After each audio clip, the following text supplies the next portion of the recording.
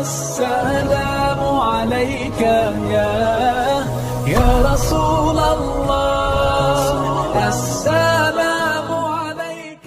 حضرت سلیمان کا لشکر آ رہا تھا اور یہ چیونٹی وادی نمل میں اپنی ہمجولیوں کے ساتھ وہاں تلاش رزق میں گھوم پھر رہی تھی. تو جو ہی لشکر آتے ہوئے دیکھا تو اس نے اپنی ہمجولیوں کو کہا، جس کی حکایت قرآن نے کی ہے، کہا جلدی جلدی اپنی بلوں میں داخل ہو جاؤ، اللہ کے نبی کا لشکر بے خبری میں تمہیں کچل نہ ڈالے. کئی میل دور سے چیونٹی کی اس آواز کو حضرت سلیمان نے سنا. قرآن بتاتا ہے فَتَبَسَّمَ ضَاحِكًا مِّن قَوْلِهَا، اور اس چیونٹی کی اس بات کو سن کر پیغمبر کے چہرے پہ ہنسی آ گئی، مسکراہٹ آ گئی کہ یہ کیا بول رہی ہے. اللہ اکبر. چیونٹی کو پکڑ کے کان کے پردے پہ بھی ڈال دو تو آپ پھر بھی نہ سمجھ پائیں کہ وہ کیا بول رہی ہے، لیکن اللہ کے پیغمبر کی شان یہ ہے کہ کئی میل دور سے وادی نمل میں بولنے والی چیونٹی کو جو بول رہی ہے وہ بھی سن رہے ہیں اور اس کا جو مفہوم ہے وہ بھی سمجھ رہے ہیں. یہ پیغمبر کی شان ہے. کبھی بھی پیغمبر کو اپنی ذات پہ قیاس کرنے کی غلطی نہ کریں. نہ پیغمبر ہمارے جیسا ہے نہ ہم پیغمبر جیسے. ایک شخص نے روزہ رکھ لیا تو گرمی تھی، چلچلاتی دھوپ تھی، تو وہ بے ہوش ہو گیا. تو لوگ اس کے اوپر کپڑا تان کر کے کھڑے تھے سائے کیے ہوئے. تو حضور گزرے تو فرمایا کہ یہ کیا ہے؟ تو کہا کہ اس نے روزہ رکھا تھا تو اس کی وجہ سے یہ نڈھال ہو گیا. فرمایا کہ اس کو کس نے کہا تھا روزہ رکھا؟ وصال کا روزہ رکھا. وصال کا روزہ ایک روزے کے بعد پھر اسی پہ تسلسل کے ساتھ دوسرا روزہ. تو کہا حضور آپ جو رکھتے ہیں. تو اس نے بھی پھر دیکھ کے رکھ لیا. تو آقا کریم علیہ الصلوۃ والسلام فرمایا ایکم مثلی، تم میں سے میری مثل کون ہے؟ ایکم مثلی، تم میں سے میری مثل کون ہے؟ اور ایک دوسرے مقام پہ آقا کریم نے فرمایا لستُ کہیاتکم، میں تمہاری طرح نہیں ہوں.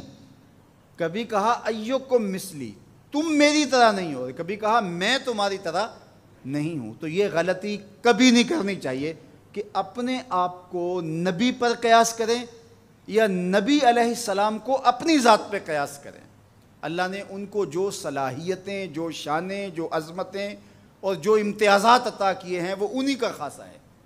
اللہ نے انہی کو ایک الگ شان اور الگ نرالی عظمت عطا فرمائی ہے جو انہی کا مقصوم ہے. اب چیونٹی کتنے میل دور سے اپنی ہمجولیوں سے بات کر رہی ہے. کوئی حدیث ہو تو ضعیف کہہ کر کے کوئی کہے کہ نہیں میں نہیں سے مانتا، آیت قرآنی ہے.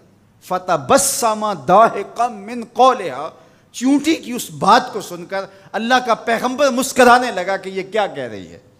اللہ اکبر.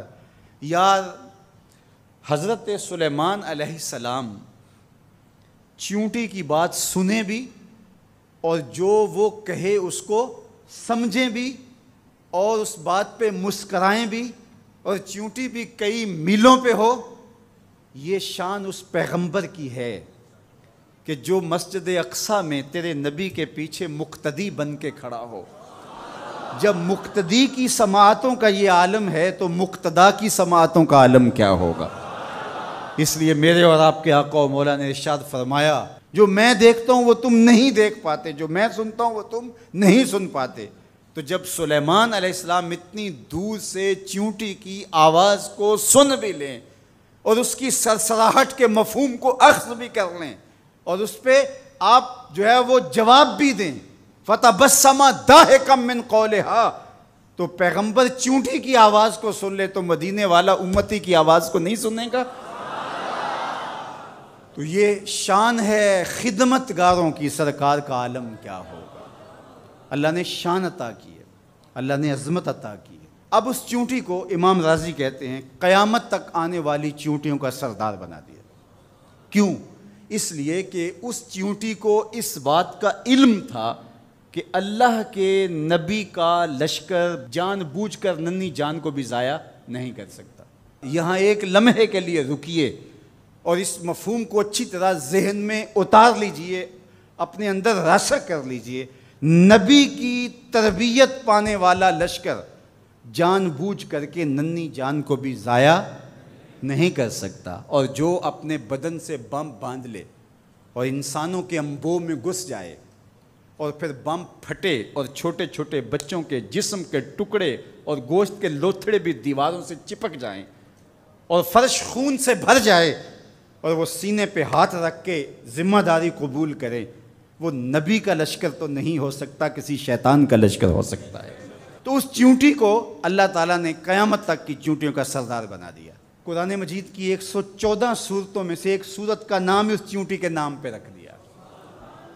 کتنا بڑا اعزاز دیا اس چیونٹی کے نام پہ۔ سورہ النمل ذات کی چیونٹی ہے، لیکن پیغمبر کے تربیت یافتہ لوگوں کے مزاج کو جانتی ہے۔ یار پیغمبر کی صحبت میں رہنے والوں کا کوئی مزاج آشنا بن جائے اور اس مزاج آشنائی کی وجہ سے اس کو عزت، پروٹوکول، تکریم اور قیامت تک آنے والی چیونٹیوں کی سرداری بخشی جاتی ہے، تو جو مزاج پیغمبر کا حامل ہے اس ابو بکر کی شان کا عالم کیا ہو، اس کی عظمتوں کا عالم کیا ہے۔ تو اس چیونٹی کو قیامت تک آنے والی چیونٹیوں کا سردار بنا دیا گیا۔ تو اس کی سرداری کا سبب اس کے یہ جاننے کی وجہ سے ہے کہ پیغمبر کی تربیت میں رہنے والے جان بوجھ کے ننھی جان کو بھی ضائع نہیں کر سکتے۔